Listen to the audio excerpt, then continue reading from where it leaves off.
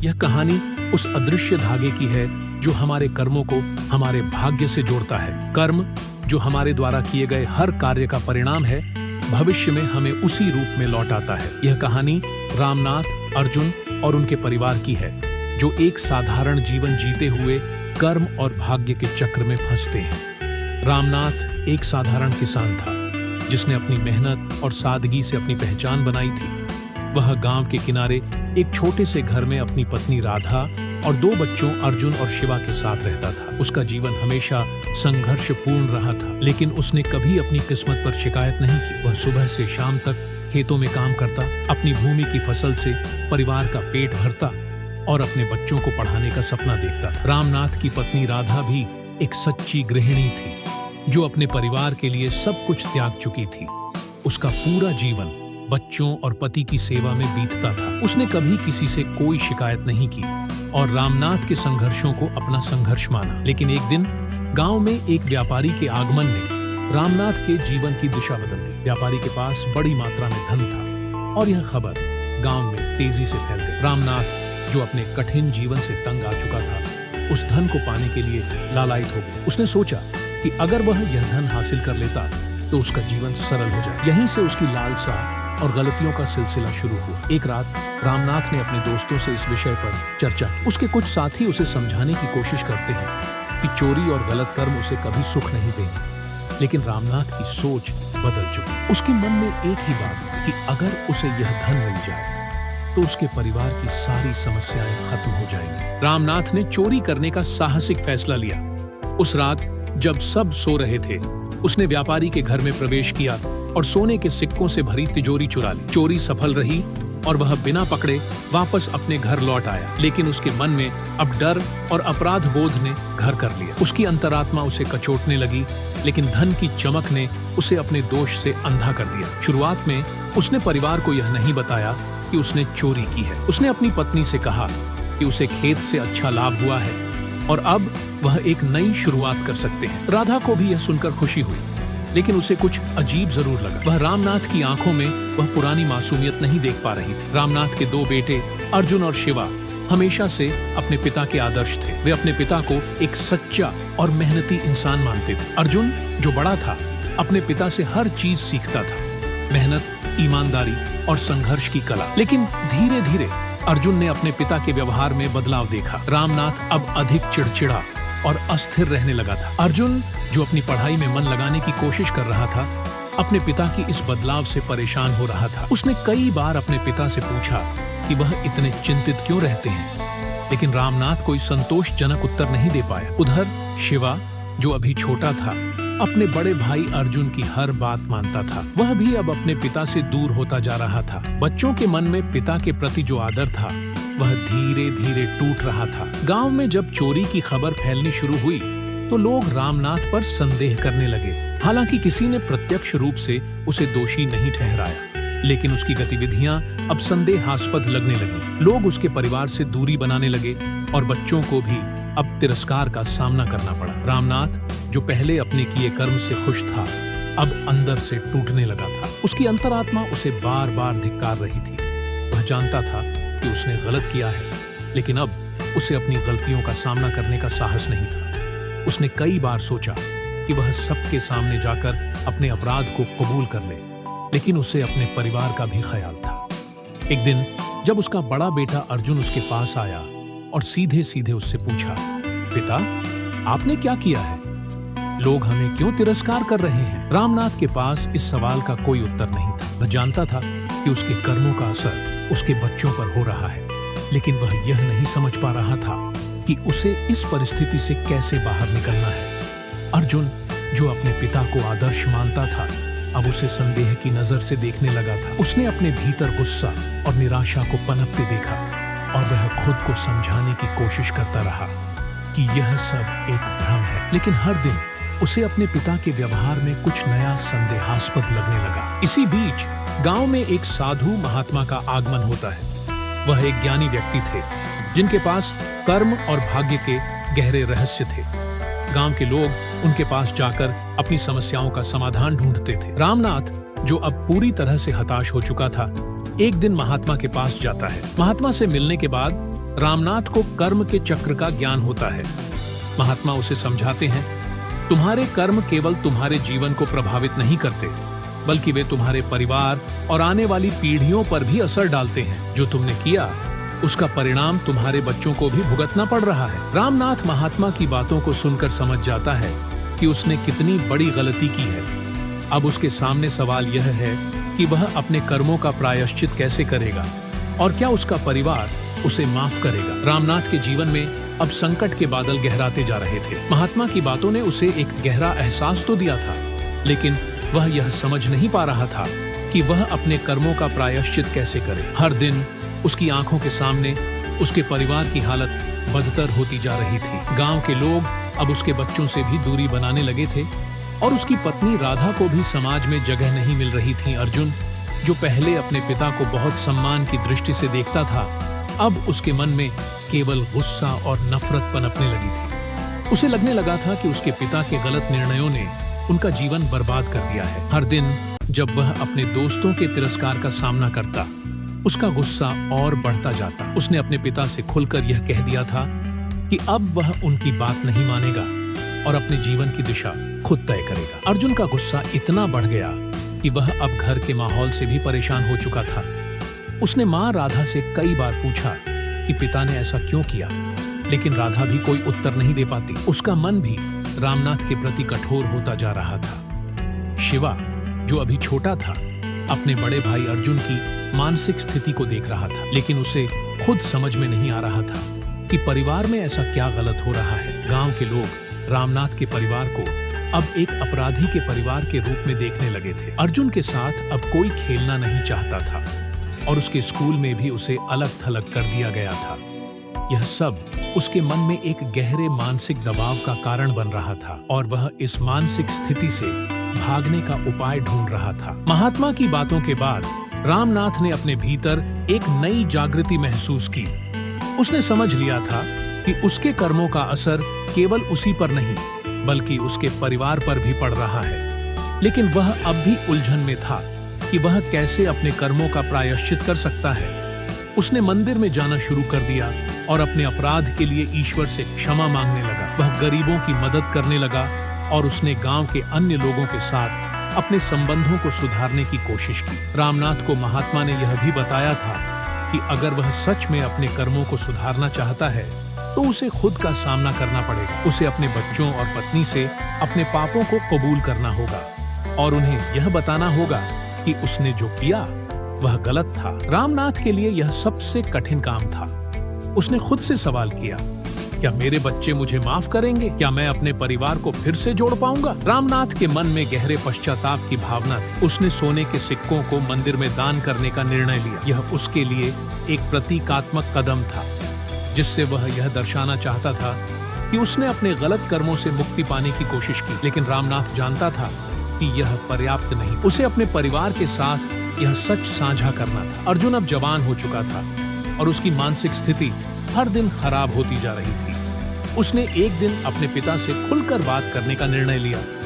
उसने रामनाथ से सीधे पूछा, पिता, आपने जो किया उसका परिणाम हम सब क्यों भुगत रहे हैं? क्या हमारा जीवन आपके कारण हमेशा के लिए बर्बाद हो जाएगा? रामनाथ, जो पहले से ही अपने किए पर पश्चाताप कर रहा था, इस सवाल का कोई स्पष्ट उत्तर नहीं दे पाया। वह अर्जुन की आंखों में गुस्सा और निराशा देख सकता था। अर्जुन ने अपने पिता से दूर जाने का निर्णय लिया। उसने ठान लिया था कि वह अब अपने पिता की छाया में नहीं रहेगा और वह गांव छोड़कर शहर जाने की योजना बनाने लगा। शहर में जाकर अर्जुन ने एक नई शुरुआत करने का सोचा। वह चाहता था कि वह अपने पिता के नाम और उनके कर्मों से दूर एक स्वतंत्र जीवन जिए। अर्जुन के मन में यह भावना गहराई से बैठ गई थी कि उसके पिता के गलत कर्मों का दंड उसे भुगतना पड़ा और अब वह इस चक्र से बाहर निकलना चाहता था। अर्जुन के इस फैसले ने रामनाथ को और भी ज्यादा टूटने पर मजबूर कर दिया। वह अपने बेटे की नाराजगी और घर से अलग होने के निर्णय से बेहद दुखी था।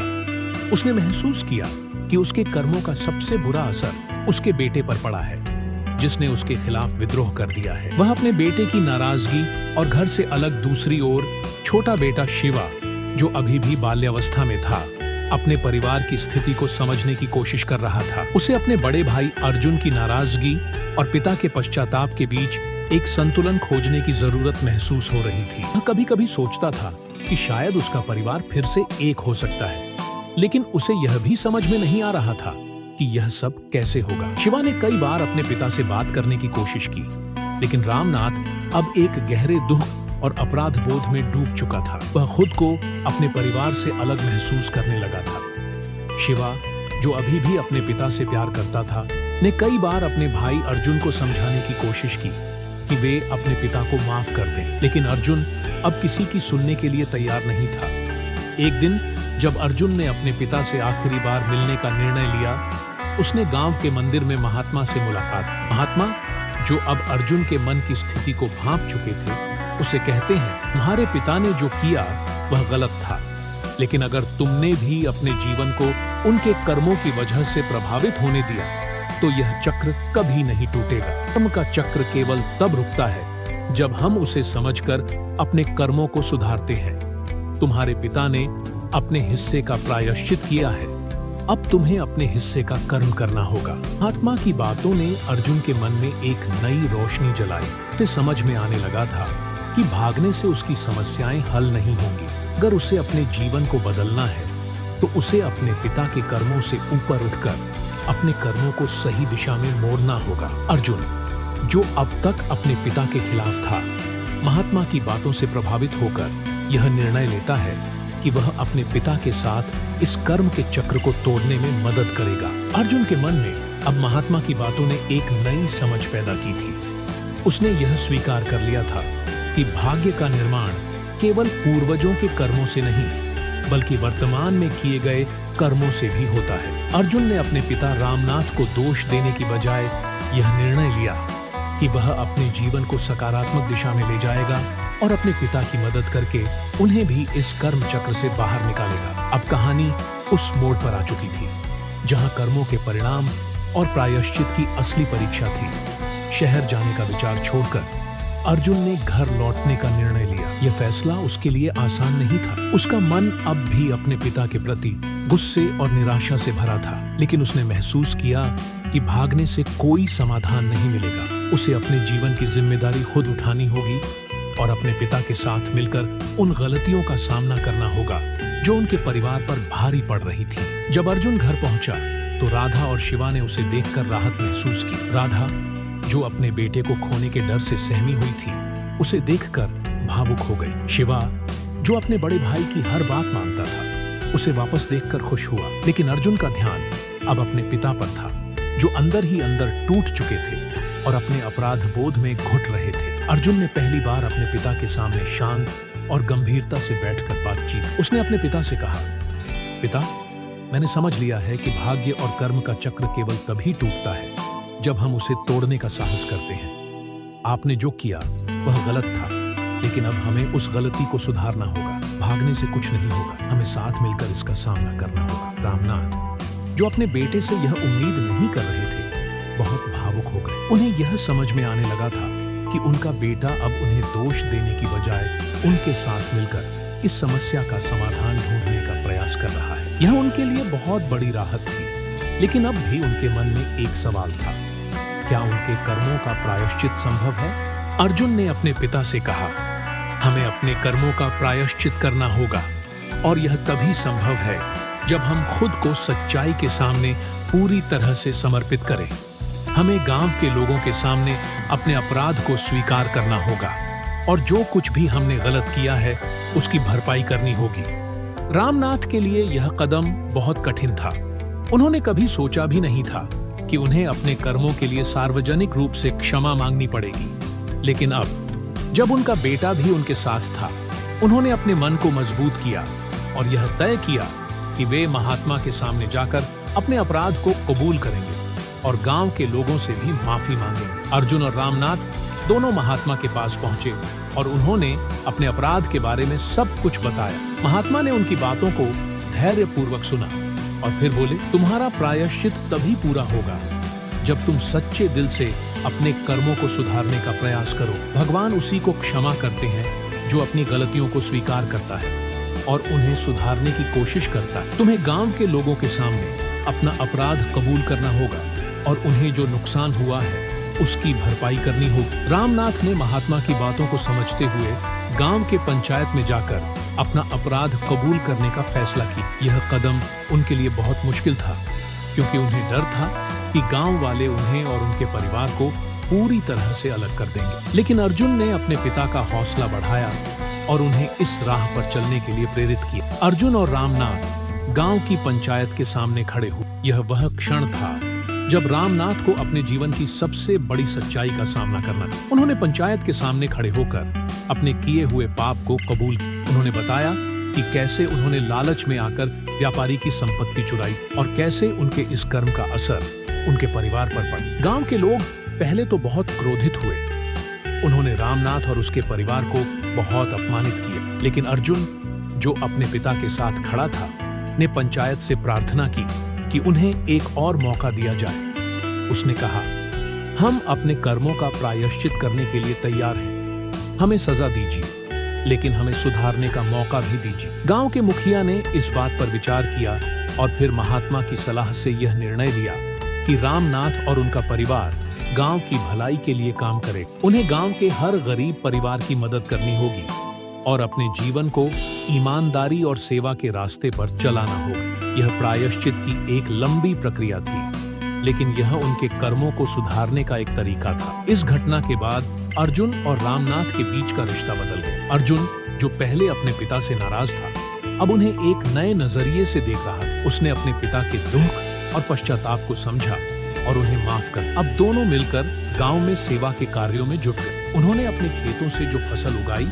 उसका एक बड़ा हिस्सा गांव के गरीबों को दान कर दिया। रामनाथ अब पूरी तरह से बदल चुके थे। उन्होंने अपने जीवन का हर क्षण इस बात के लिए समर्पित कर दिया कि वे अपने गलत कर्मों का प्रायश्चित कर सके। अर्जुन, जो अब अपने पिता के साथ काम करता था, ने भी अपने जीवन में एक नई दिशा पाई। उसने महसूस किया कि कर्म और भाग्य का चक्र केवल तभी टूटता है जब हम अपने कर्मों को सही दिशा में मोड़ते। गांव के लोग, जो पहले रामनाथ और उनके परिवार से दूरी बना रहे थे, अब धीरे धीरे उन्हें फिर से स्वीकार करने लगे। रामनाथ के सेवा कार्यों ने गांव वालों का दिल जीत लिया था।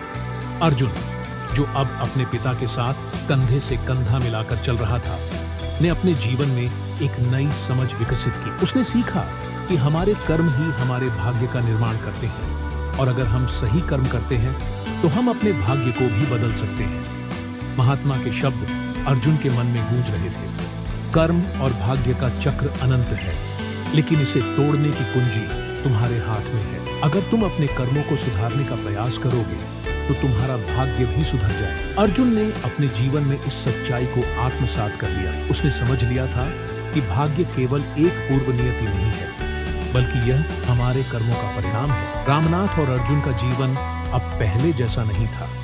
वे दोनों अब कर्म के सिद्धांत को समझ चुके थे और अपने जीवन को उसी दिशा में जी रहे थे। रामनाथ का प्रायश्चित धीरे धीरे उनके जीवन में सकारात्मक परिणाम ला रहा था। अर्जुन, जो पहले अपने पिता से नाराज था, अब उनके साथ मिलकर अपने भविष्य को संवारने में जुटा था। कहानी का अंत इस सत्य पर होता है कि हम चाहे कितनी भी गलतियां करें, हमें उनका प्रायश्चित करने का मौका मिलता है।